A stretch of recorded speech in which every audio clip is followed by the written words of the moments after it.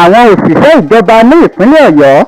wọ́n dí ẹnu ọ̀nà géètì tó wọ ilé ìjọba,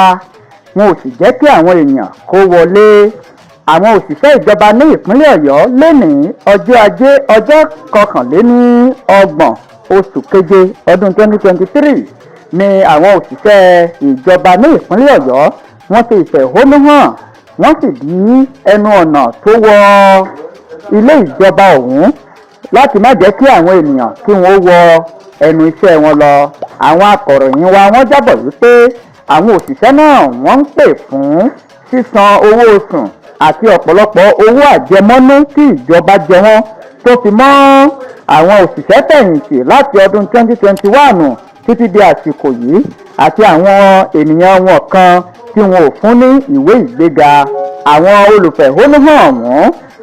ni púpọ̀ wọn jẹ́ ẹgbẹ́ àwọn òṣìṣẹ́ fẹ̀yìntì, tó fi mọ́ ẹgbẹ́ tó rí sí ìdàgbàsókè àwọn òṣìṣẹ́ àti Trade Union Congress, tó fi mọ́ Nigeria Union of Pensioners, tó fi mọ́ Nigeria Union of Local Government àti àwọn oríṣiríṣi ẹlẹ́gbẹ́jẹgbẹ́ ni wọ́n parapọ̀ láti ṣe ìfẹ̀hónúhàn.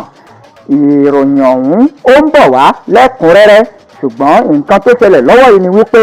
wọn ò jẹ́ kí àwọn ọ̀gá lọ́gàá kí wọ́n wọ ẹnu iṣẹ́ wọn lọ ní ìlú Ìbàdàn.